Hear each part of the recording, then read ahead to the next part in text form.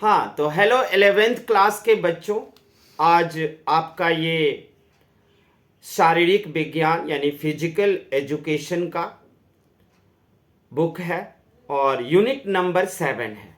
Unit 7 का नाम है शरीर रचना विज्ञान तथा शरीर क्रिया विज्ञान के मूल तत्व।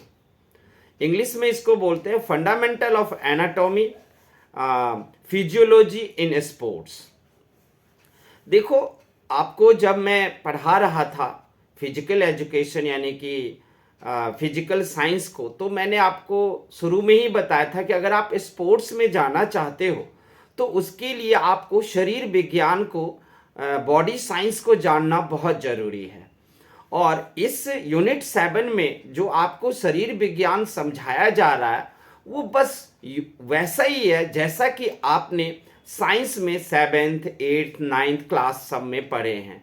जैसे एनाटॉमी के बारे में, एनाटॉमी मतलब मानव कंकाल के बारे में, हड्डियों की संरचना, मांसपेशियाँ, लंग्स, किडनी, लीवर का फंक्शन, ये सारी चीज़ें, और बोन्स का फंक्शंस, जॉइंट की स्टडी, ये सारे स्टडी आपको इस चैप्टर में मिलेगा।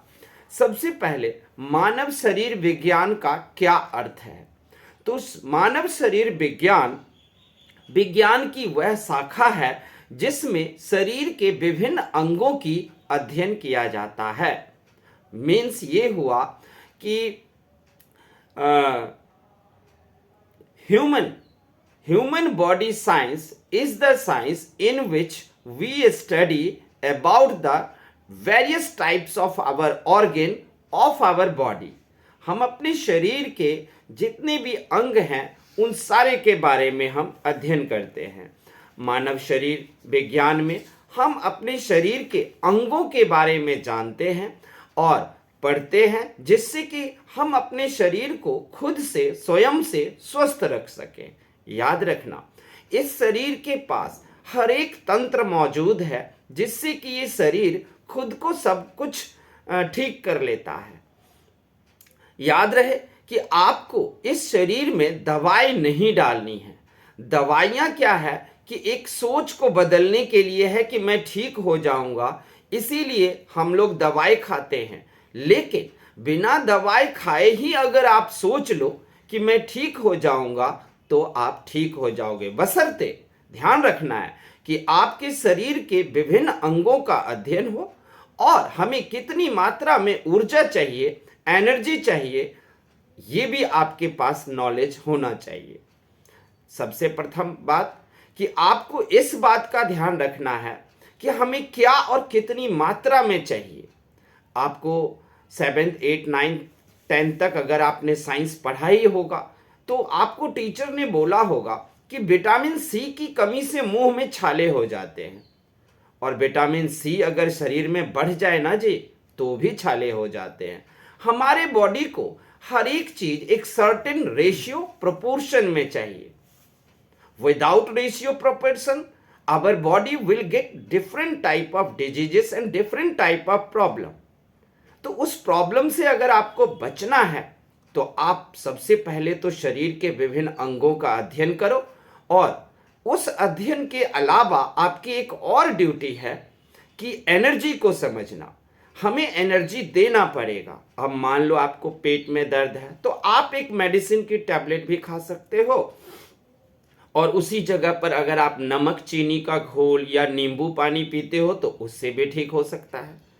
मान लो कि आपके बुखार हो गया है तो आप बुखार को एक क्रोसिन यानी कि पैरासीटामोल भी खा करके बुखार उतार सकते हो, और आप ठंडे पानी से अगर आप अपने बॉडी को पोंछ देते हो, चलो उसमें आपको डर लगेगा, लेकिन अगर गर्म पानी करके अपने पैरों को डुबोकर उसमें रखते हो तो भी आपका बुखार उतर जाएगा। तो ये सारे सिस्टम है कि आप अगर इसको जान जाते हो तो लाइफ में आपको मेडिसिन खाने की जरूरत नहीं पड़ती, और मुझे अभी तक नहीं पड़ी है किसी मेडिसिन को खाने की। मैं इसी तरह अपने शरीर पर प्रयोग करता हूं, क्योंकि मुझे अपने शरीर के लीवर, पैंक्रियाज, किडनी सबका फंक्शन पता है। उसे कोई भी चीज कितनी मात्रा में देना है वो भी है। आप लोग देखते होंगे कि बहुत सारे लोग बहुत सारे एक्सपर्ट से पूछते रहते हैं कि शराब कितनी मात्रा में पीना चाहिए, तो वो बता देते हैं कि एक तो पीना नहीं चाहिए, किसी भी एंगल से हम शराब को सही नहीं ठहरा सकते, लेकिन अगर आप पीते ही हो तो आप 3 दिन पर 2 पैग ही पी सकते हो, क्योंकि उस 2 पैग को लीवर को उस अल्कोहल को डाइजेस्ट करने में लीवर को 3 दिन का टाइम लगता है। इसीलिए अगर आपने आज 2 पैग पी ही लिया है तो अगले 3 दिन तक नहीं पियोगे, ऐसा डॉक्टर त्रेहन है वो बता रहे थे, और भी एक्सपर्ट सब हैं, सब बता रहे थे, मैंने सुना है। पहली बात, अल्कोहल शरीर के लिए किसी भी एंगल से ठीक नहीं है, लेकिन अगर आप जबरदस्ती चाहते हो तो एक्सपर्ट लोग बता देते हैं। क्यों? वो जानते हैं ना कि हमारे लिवर का फंक्शन क्या है। हमारा लिवर हर 3 दिन पर नया होता है, उसमें नई कलगियां आती है, ये सारी चीज़ों को समझना होगा। अब देखते हैं कि हम अपने शरीर के डिफरेंट अंगों के बारे में स्टडी करेंगे। We will study about various type of organs of our body. तो फर्स्ट ऑफ ऑल हम देखते हैं कि हमारे बॉडी के तंत्र में कितने तरह के सिस्टम हैं, कौन कौन से मुख्य तंत्र हैं। तो हमारे पास मुख्य तंत्र हैं रक्त प्रवाह तंत्र यानी कि सर्कुलेटरी सिस्टम, प्रजनन तंत्र यानी कि रिप्रोडक्शन सिस्टम, उत्सर्जन तंत्र यानी कि एक्सक्रीशन सिस्टम, ग्रंथि प्रणाली मतलब ग्लैंड सिस्टम, तंत्रिका तंत्र मतलब न्यूरॉन सिस्टम यानी कि आपके दिमाग का सिस्टम, कंकाल प्रणाली यानी कि ह्यूमन स्केलेटन सिस्टम, मांसपेशीय प्रणाली यानी कि मसल्स सिस्टम, पाचन तंत्र मतलब कि डाइजेशन सिस्टम, श्वसन प्रणाली मतलब रेस्पिरेशन सिस्टम। हमें इन सब के बारे में ध्यान रखना है। रेस्पिरेशन सिस्टम सबसे इम्पॉर्टेंट चीज है, उसे आपको समझना ज़्यादा जरूरी है, क्योंकि आप जानते हो कि हार्ट अटैक या अन्य चीज़ें सब श्वसन प्रणाली से जुड़ा हुआ है। उसके बारे में हम अच्छे से अध्ययन करें। तो आइए, आप लोग पहले से ही पढ़ रखे हो सब कुछ। अगर आप पहले से ही पढ़ रखे हो तो इस चैप्टर को पढ़ने की जरूरत आपको पड़ेगी ही नहीं। अगर आपने 10th तक के साइंस का नॉलेज लिया है तो फिजिकल एजुकेशन के इस चैप्टर में आप देखोगे, एक बार तो पढ़ ही लेना, जिनको आता भी है तो पढ़ने के बाद आपको पता चल जाएगा कि ये सारी चीजें हमें पहले से आती हैं। तो आइए, मानव की शरीर के जितने प्रणालियां हैं, मतलब how many types of system in the human body, we will study about them. First, कंकाल प्रणाली, ये ह्यूमन स्केलेटन है जो हमारे बॉडी को खड़ा रखता है। अगर ये स्केलेटन सिस्टम ना हो तो हम कछुए की तरह जमीन पर पसर जाएंगे। मांसपेशी प्रणाली है, मस्कुलर सिस्टम, ये हमारे हड्डियों के ऊपर का ढांचा है जो ये हड्डियों को ढकता है और खून या अन्य तरह की एनर्जी सप्लाई करता रहता है। खुद भी लेता है वो एनर्जी और बोन्स को भी सप्लाई करता है। पाचन तंत्र सबसे इंपॉर्टेंट चीज, सबसे इंपॉर्टेंट इसके लिए इसलिए माना गया है कि पाचन तंत्र, पाचन से हमें एनर्जी मिलती है। और जरा इमेजिन करो कि अगर हमें पाचन से एनर्जी नहीं मिलती है तो क्या हमारा शरीर किसी भी तरह का फंक्शन करेगा? बिल्कुल नहीं कर सकता, क्योंकि हमारे शरीर को सर्वप्रथम एनर्जी चाहिए और एनर्जी पाचन तंत्र ही देगा। उदाहरण के लिए, आपके बाइक में अगर पेट्रोल ना हो, एनर्जी ना हो तो बाइक नहीं चल सकती। उसी तरीके से डाइजेशन सिस्टम हमें एनर्जी प्रदान करता है। तो नियमित रूप से हमें पाचन तंत्र का स्टडी करना चाहिए और नियमित रूप से हमें पाचन तंत्र के बारे में जानना चाहिए। किस तरह हमारा पाचन तंत्र काम करता है उसके बारे में जानना चाहिए। आगे है श्वसन प्रणाली, रेस्पिरेशन सिस्टम, यानी कि आप जानते हो रेस्पिरेटरी सिस्टम सबसे इंपॉर्टेंट है। ये काम क्या करता है? ऑक्सीजन को इनहेल करता है, कार्बन डाइऑक्साइड को एक्सहेल करता है। और हमारे हार्ट में ये श्वसन प्रणाली चलती है और वहां पर मैं आपको 2 तरह की हमारे पास नसें हैं, यानी कि ब्लड वेसल्स हैं, आर्टरी और वेन्स, ये 2 मुख्य हैं, और भी हैं लेकिन मुख्य जो हैं वो आर्टरी और वेन्स हैं। आर्टरी को देखोगे इसमें शुद्ध रक्त यानी कि ऑक्सीजनेटेड ब्लड बहता है, और वेन्स में देखोगे यानी कि उसमें डीऑक्सीजनेटेड ब्लड बहता है। और हिंदी में वेन्स को सीरा कहते हैं और आर्टरी को धमनी कहते हैं। उसके बाद आता है तंत्रिका तंत्र, जिसको आप न्यूरॉन सिस्टम या नर्वस सिस्टम कहते हो। ध्यान रखना कि एक फैक्ट्री है, उस फैक्ट्री में कई सारे लेबर काम करते हैं। क्या करते हैं? बहुत सारे लेबर उसमें काम करते हैं। तो उदाहरण के लिए एक फैक्ट्री में काम हो रहा है, जरा सोचो वहां 15 वर्कर हैं, लेकिन वहां पर मालिक या सुपरवाइजर नहीं है, तो क्या काम वहां पर अच्छा होगा? नहीं होगा। हर एक फैक्ट्री में 15-20 लेबर पर में एक सुपरवाइजर को रखा जाता है, क्योंकि वो काम को देख रेख करेगा, और अगर लेबर को कोई जरूरत है तो वो उसे सुपरवाइजर पूरा करेगा। वैसा ही हमारा जो ये ब्रेन है, नर्वस सिस्टम है, वो एक सुपरवाइजर की तरह काम करता है।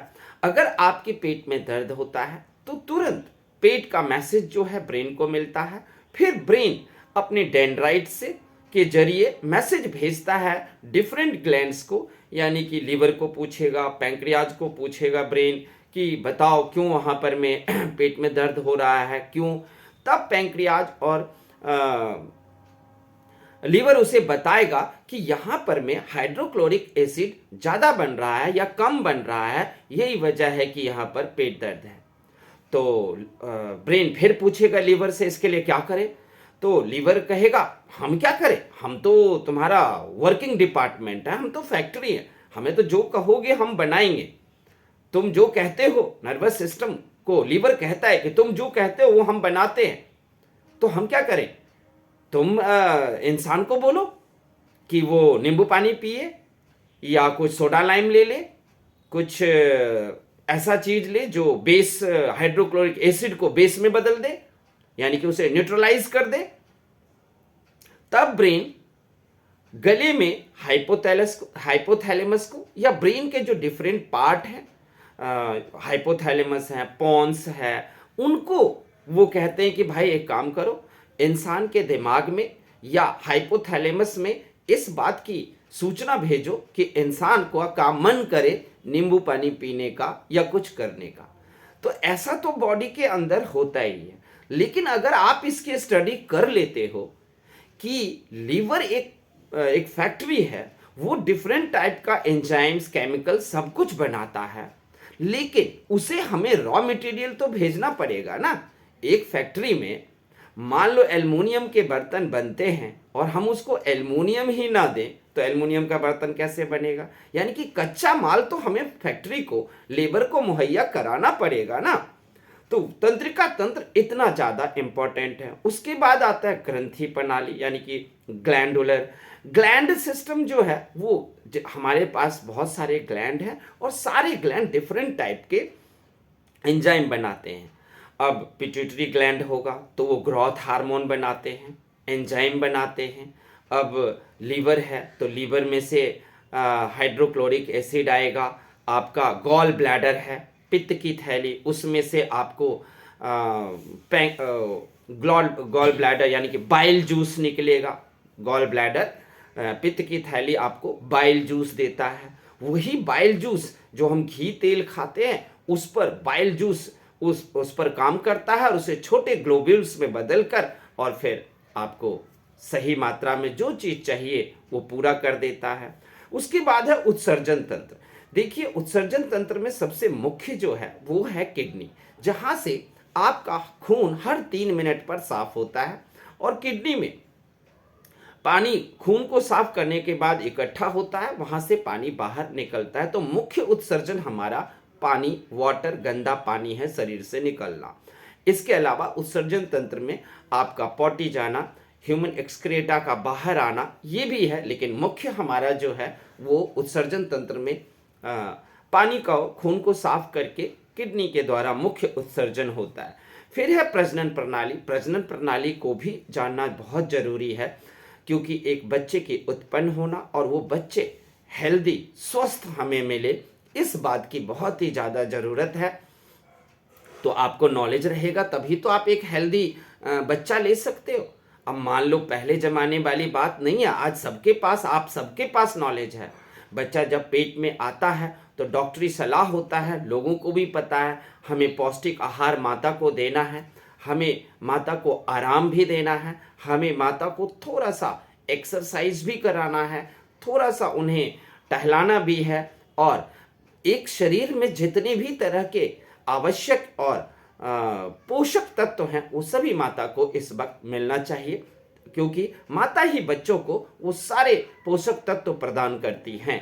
तो इस बात का भी ध्यान रखना चाहिए। फिर है रक्त प्रवाह। देखो, रक्त प्रवाह का बहुत ही ज़्यादा जरूरी है, क्योंकि ये हमारे हार्ट से रिलेटेड है, हार्ट अटैक से रिलेटेड है। तो आपको ध्यान रखना है कि आप जब सुबह में उठते हो थोड़ा टहलें जरूर, रक्त प्रवाह ठीक रहेगा। दिन में एक बार दौड़ लेना, या किसी भी सीढ़ी पर 5 बार ऊपर चढ़ना जल्दी जल्दी और 5 बार नीचे आना, जिससे आप हाँफने लगो। किसी तरह दिन में एक बार आपका हाँफना बहुत जरूरी है, जिससे कि आपके सिरा और धमनी और हार्ट में कोई भी कूड़ा या कोई भी मटेरियल जो फंसा होगा वो हाँफने के दौरान वहां से निकलकर पूरे शरीर में फैल जाएगा, और शरीर के तंत्र उसको साफ करके और कहीं ना कहीं बाहर, शरीर से बाहर निकाल देगा। अब तो ये आपको हो गए ना 9 के 9 आपके बॉडी के तंत्र हैं। आपके इन बॉडी तंत्र को समझा होगा और पहले के भी साइंस में समझा होगा। अब है शरीर रचना विज्ञान, और शरीर विज्ञान का क्या महत्व है। देखो, पढ़ने की क्या जरूरत है, आप लोग तो सीधे लिखने लगोगे। शरीर विज्ञान या शरीर रचना विज्ञान के निम्नलिखित महत्व हैं। पहला, शरीर रचना विज्ञान को जानने से हम अपने अंगों के बारे में जानते हैं, और फिर हम अपने अंगों को कैसे ठीक रखें, किसी में कोई गड़बड़ी ना हो जाए, हमारे किडनी ना फेल हो जाए, हमारे लीवर में ना प्रॉब्लम आ जाए। ये सारी बातों तो तभी जानेंगे। शरीर विज्ञान शरीर के अंग सब कैसे कार्य करता है वो भी हमें नॉलेज देता है। यानी कि हमारा फेफड़ा है वो 1 मिनट में कितनी बार धड़कता है, हमारा दिल है वो 1 मिनट में कितनी बार सांसें लेता है, हमारा जो फेफड़ा है वो 1 मिनट में 72 बार 72 टाइम्स धड़कता है, और सांसें हम 1 मिनट में सिर्फ 16 से 17 बार ही ले। समझ गए आप लोग कि आपका कलेजा 1 मिनट में, आपका हार्ट बीट 1 मिनट में 72 है, लेकिन 1 मिनट में आप सिर्फ 16 से 17 सांसें ही ले पाते हो। उसी 16-17 सांस को 16-17 ब्रीथ को वो 72 टाइम्स में बदल देता है। तो ये भी है जरूरी। इसके बाद आप देखोगे शरीर विज्ञान का महत्व है तीसरा, कि अगर आपको चोट लगता है तो चोट से कैसे बचाव होगा, चोट से आप कैसे निजात पाओगे, चोट लग गई है तो उसके लिए प्राथमिक उपचार क्या करोगे, ये सब भी हमें शरीर विज्ञान देता है। तो 3 महत्व हो गए। चौथा, हमें शरीर विज्ञान देता है नॉलेज कि हम कौन से खेल को पसंद करें, कौन से खेल को चुने। आप कोई भी खेल आप थोड़ी ना चुन लोगे, कोई भी खेल थोड़ी ना चुन लेगा कोई। अपने शरीर को देखो, अपने बॉडी को देखो और उसके बाद समझो। इसके अलावा प्रशिक्षण में सहायक होता है शरीर विज्ञान। अगर आप शरीर विज्ञान के बारे में जानते हो तो आप अच्छा ट्रेनिंग भी ले सकते हो। महिलाओं के लिए भी सही है, क्योंकि अगर शरीर विज्ञान के बारे में हमारे महिलाओं को पता हो तो सबसे पहले तो हमारी महिला बहुत ही स्वस्थ रहेंगी और एक स्वस्थ बच्चे को जन्म देंगी, और महिला भी विभिन्न क्षेत्रों में अच्छा परफॉर्म करेगी। शारीरिक पुष्टि में विकास, इस शरीर विज्ञान का महत्व है कि आपका शारीरिक पुष्टि यानी कि शरीर का विकास कैसे हो रहा है, इसकी भी आपको मिल जाएगा। खेल में आप देखोगे मालिश भी होता है।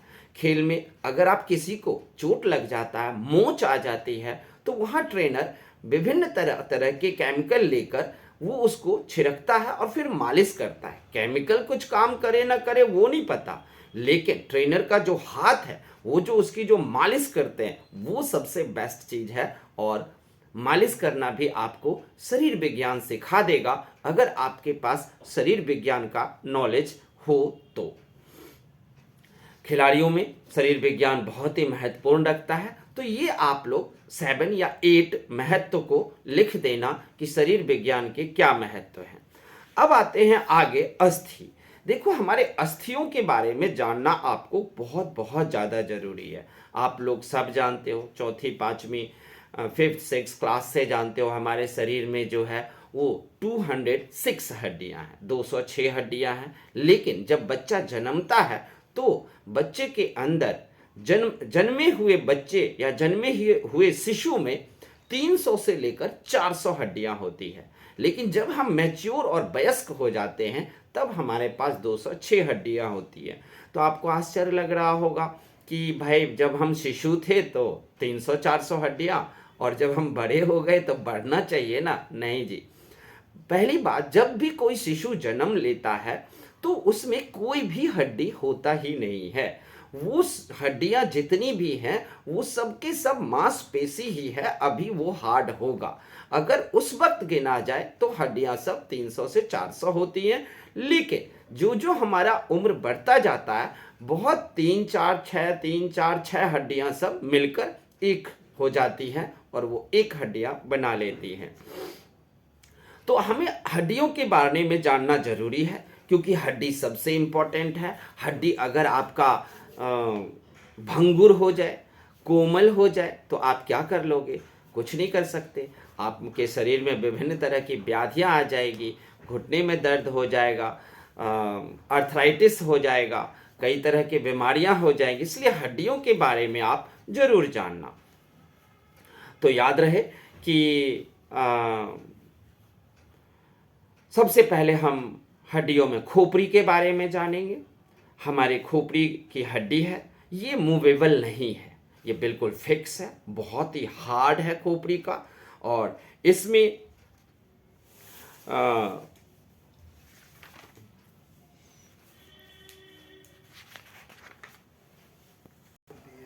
तो हमारे खोपड़ी में टोटल 22 हड्डियां हैं, जिसमें से 14 एक तरफ है पीछे की तरफ, और 8 हड्डियां जो हैं वो हमारे कपाल में है।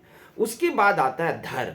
धर यानी कि धर में आपको टोटल 33 हड्डियां होती हैं, और ये हमारे धर को बनाने का काम करती हैं। कंधे हैं, कंधे सब में भी हड्डियां होती हैं, ये जोड़ी होती हैं।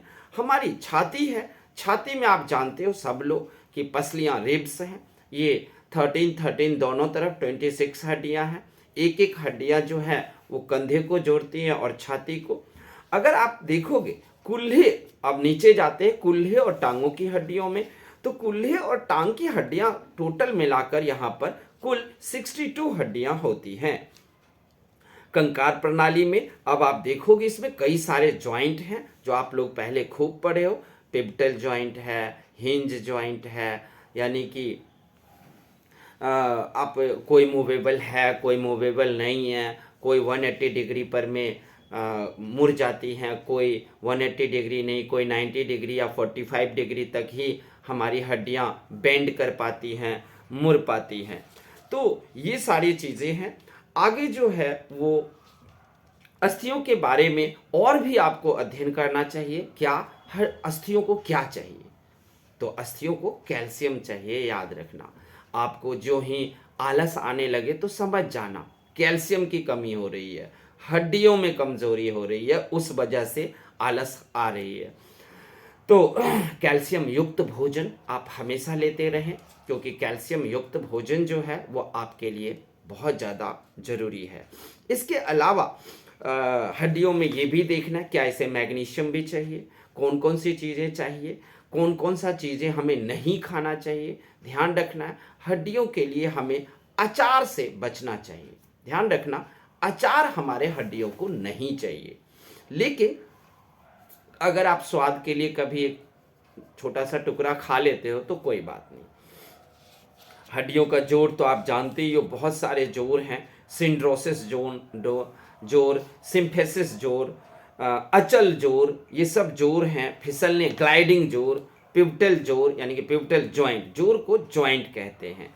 इन सब के बारे में याद रखना, जहाँ भी जॉइंट है वहाँ पर एक ल्यूब्रिकेंट है। ल्यूब्रिकेंट मतलब एक ऑयल है, तो कौन सा oil? Engine oil, Mobil oil? नहीं, वो ऑयल एक नेचुरल ऑयल है जिस पर में हमारे घुटने की दो हड्डियां होती है, वो फिसलती रहती हैं ऐसे ऐसे और मूव करती हैं।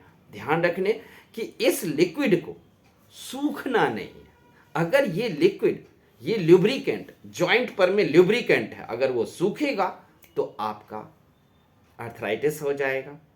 फिर उस जोड़ को शायद डॉक्टर लोग ऑपरेशन करके जॉइंट को बदलेंगे, हड्डियां काटेंगे। तो अब प्रश्न उठता है कि इस जॉइंट सब में जो ल्यूब्रिकेंट है, ऑयल है, हम उसको कैसे नहीं सूखने देंगे?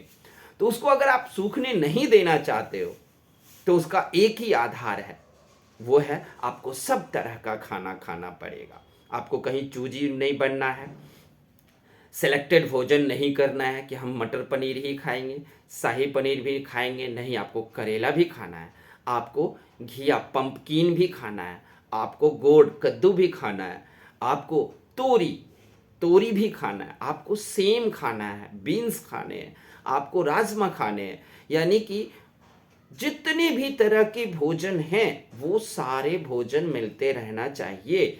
उन्हीं भोजन से हमारा शरीर, हमारा जो स्टेम सेल है, वो स्टेम सेल आपके लिए लुब्रिकेंट बना करके, वो ऑयल बनाकर आपके जॉइंट तक पहुंचा देगा और फिर आपको किसी तरह का कभी प्रॉब्लम ही नहीं आएगा।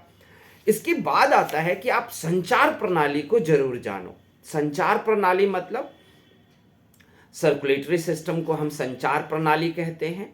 संचार प्रणाली मतलब खून का आना जाना। तो आपके शरीर में हार्ट जो है वो एक कुआं है, ये खून का कुआं है। यहाँ 4 से 5 लीटर खून हमेशा इकट्ठा रहता है और ये खून हमेशा यहाँ शुद्धिकरण भी होता रहता है। शुद्धिकरण मतलब क्या?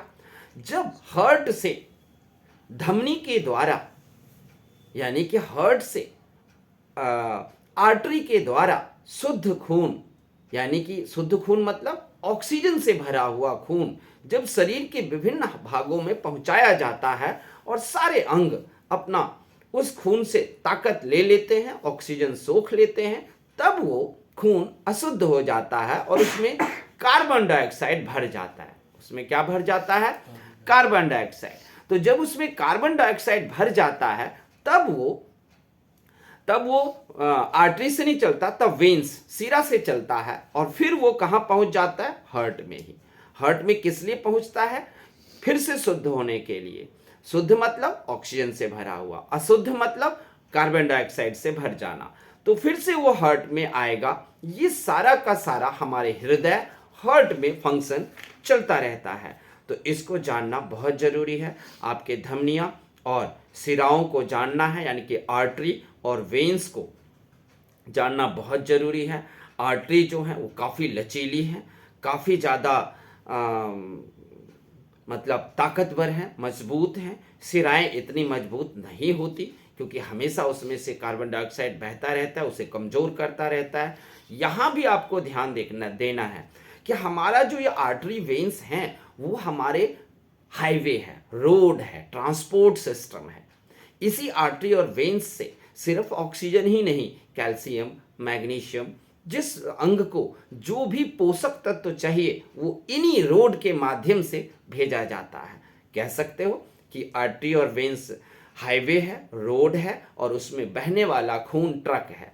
ट्रक में छुपा रहता है, यानी कि खून में मिक्स रहता है protein, carbohydrate, fats, different type के बॉडी बिल्डिंग मटेरियल, और वो उसमें घोल करके शरीर के हर एक भाग, नाखून तक भी पहुंचाया जाता है, बालों तक भी पहुंचाया जाता है, इवन की आईलिड तक भी पहुंचाया जाता है इसी खून से। तो क्या हर जगह पर धमनियां, सिराएं ही पहुंच जाती है? नहीं, कुछ बहुत ही पतले केशिकाएं हैं जिनको हम कैपिलरीज कहते हैं इंग्लिश में। ये कैपिलरीज भी काम करते हैं और ये अब हड्डियों के बीच में तो मोटी नस है नहीं, धमनी और सिरा, तो हड्डियों के बीच में कैपिलरीज है। आपका दांत है, दांत जो है वो एनामल में फंसा रहता है। ध्यान रखना, आपको अगर कोई पूछ दे कि शरीर का सबसे कठोर पदार्थ कौन सा है तो वो एनामल है, जिसमें दांत फंसा हुआ रहता है।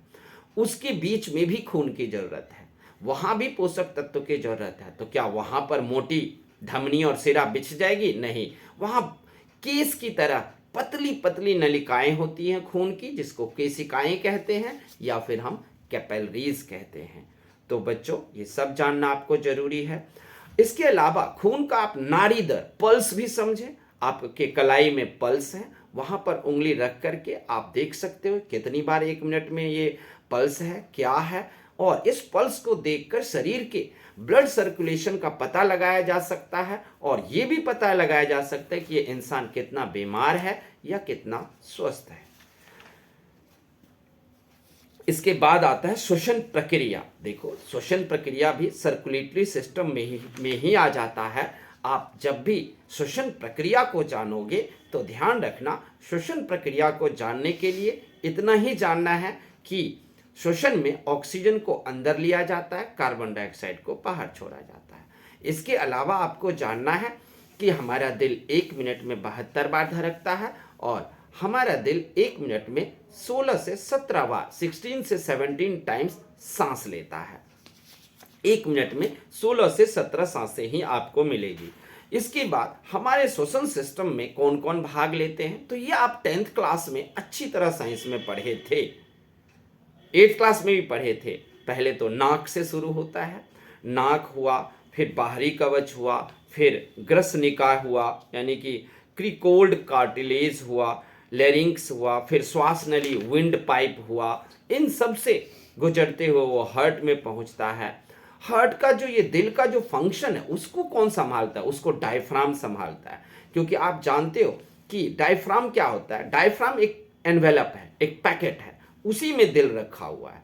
तो डायफ्राम जितना कसा रहेगा, ऊपर की तरफ रहेगा डायफ्राम, तो आपको ज़्यादा अच्छे से सांस ले पाओगे। क्योंकि आप एक प्रयोग करके देखना कि जब आप भूखे रहते हो, पेट में खाना नहीं रहता है, तो आपको डर डर सा फील होता है, अच्छा फील नहीं होता। जानते हो, डर नामक कोई चीज़ होती नहीं है। होता क्या है, जब आप भूखे रहते हो तो डायफ्राम जो है वो नीचे चला जाता है।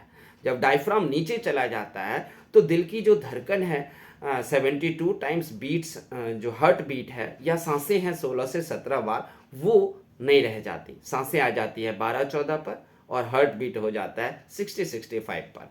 ऐसे में हमें उतनी ऑक्सीजन हार्ट को नहीं मिलता है, तो हमें डर डर सा फील होने लगता है, जबकि डर नाम की कोई चीज़ नहीं होती है।